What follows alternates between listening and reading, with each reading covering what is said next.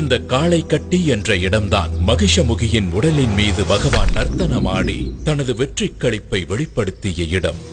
அந்த நர்த்தனத்தை காண வந்த சிவபெருமான் அவரது காளையை அங்கேயே மரத்தில் கட்டி வைத்ததால் அந்த இடம் காளை கட்டி என்று அழைக்கப்படுகிறது.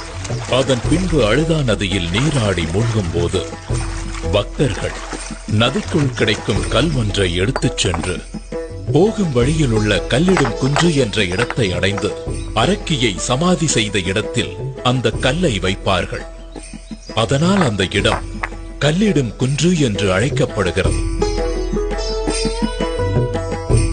அதனைத் தொடர்ந்து இஞ்சிப்பாறை கோட்டையை கடந்து உடும்பாறை கோட்டையில் ஸ்ரீ பூதநாதரை வணங்கி விபூதி எனப்படும் சாம்பலை பெறுவர்.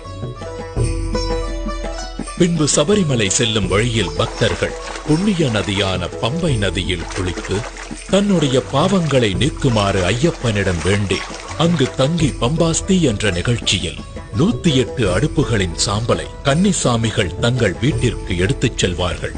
அதன் பிறகு விநாயக பெருமானை வணங்கி சபரிமலை நோக்கி யாத்திரை செல்வார்கள். பின்பு அப்பாச்சி மேட்டை கடந்து நீலிமலையை சென்றடைவார்கள். அதன் பின்பு சபரி பீடத்தை கடந்து மகிஷமுகிக்காகவே சரங்குத்தி என்ற இடத்தில் இருக்கும் ஆலமரத்தில்